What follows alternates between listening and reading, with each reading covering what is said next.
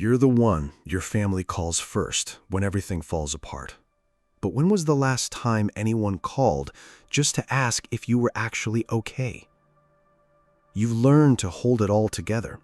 Other people's emergencies, problems that were never yours to solve, weight that nobody else wanted to carry.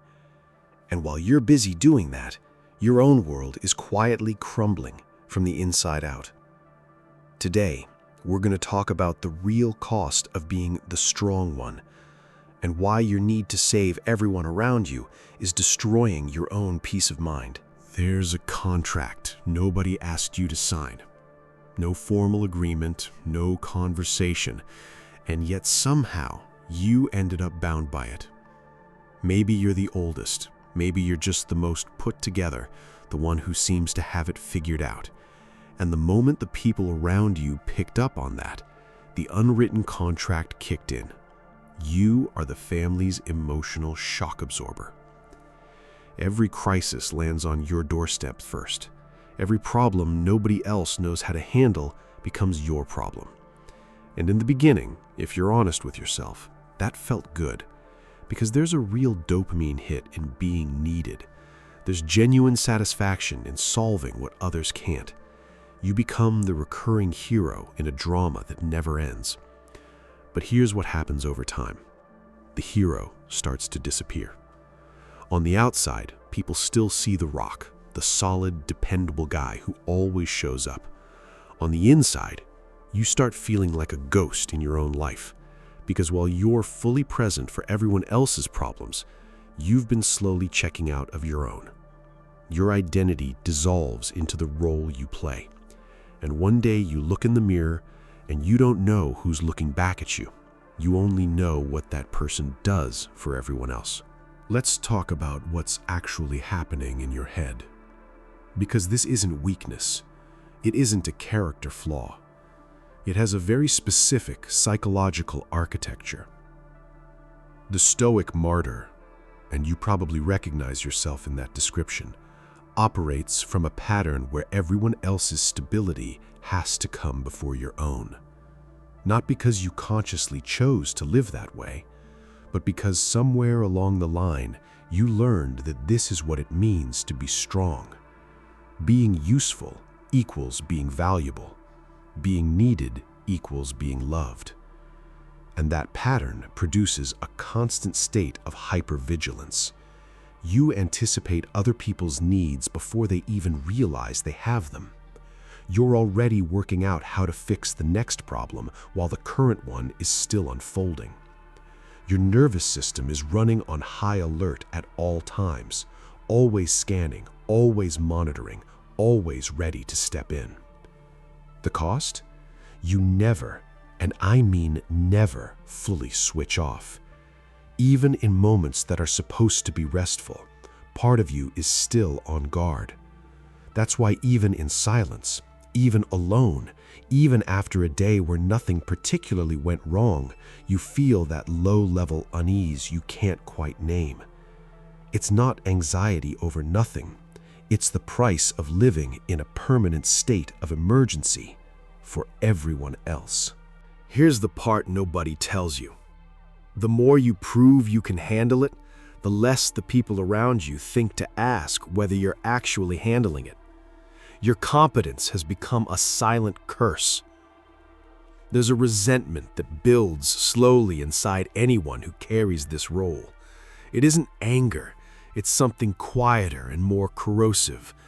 It's the feeling that your strength has been turned into an unlimited resource that others draw from without ever thinking to replenish.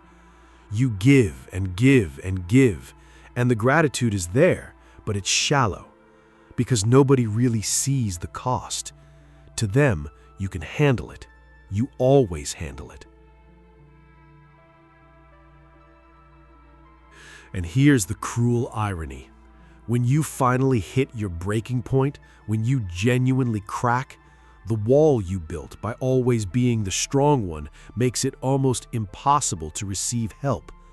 The people around you don't know how to show up for you. They never learned because they never had to. And you, The person who spent years being everyone else's anchor realize you don't know how to ask for help either. You might not even believe you deserve it. This bleeds into your closest relationships. The pattern follows you everywhere. With a partner, with friends, with anyone who gets close, you automatically default to the one who fixes things, holds things together, needs nothing. And that creates real distance, because genuine intimacy requires vulnerability, and you've spent so long being unbreakable that you've forgotten how to be open. Now comes the hard part, and I need you to hear this without getting defensive. Your family, your circle, will not fall apart without your constant intervention. I know it feels like they will. I know there's a part of you that genuinely believes if you step back for even a moment, everything collapses. But that belief, as real as it feels, is a story your ego built to justify the role you've taken on. And here's something even more uncomfortable. When you overfunction for the people around you, you're not actually helping them. You're disabling them. Every time you step in and solve what someone else could have worked through on their own, you're sending a quiet message. You can't do this without me. You create dependency. You keep them stuck while you run yourself into the ground. That isn't love. That's codependency. The uncomfortable truth is that your compulsive need to fix other people is in part about control and avoidance, because as long as you're caught up in everyone else's problems, you don't have to sit with your own. As long as your attention is always on the next external crisis, you don't have to face what's going on inside you. Letting go isn't abandonment. It's the most honest thing you can do. For them and for yourself. Setting boundaries isn't cutting people off. It isn't becoming cold, detached, or selfish. It's the act of deciding that your own peace of mind carries the same weight as anyone else's, and that you cannot genuinely show up for the people you care about when you're quietly falling apart inside. The first step is to stop treating your time and energy like they're infinite. They're not. You have a finite supply of presence, focus, and emotional bandwidth. Every time you redirect that supply toward a problem that isn't yours, you're pulling it from somewhere, and that somewhere is you. The second step is understanding the difference between being helpful and being indispensable. You can want to help, you can choose to help, but helping from a place of genuine choice is completely different from helping because you're terrified of what happens if you don't. One is love, the other is a cage. The third step, and probably the hardest, is learning to exist without a role to fill. Sitting in silence without fixing anything, being present without being useful, figuring out who you are when you're not holding everyone else up. That's going to feel strange at first. It might even feel empty, but it's in that space where you start to find the version of yourself that doesn't need external validation or other people's crises to feel like he matters. You don't lead by being the most burdened man in the room.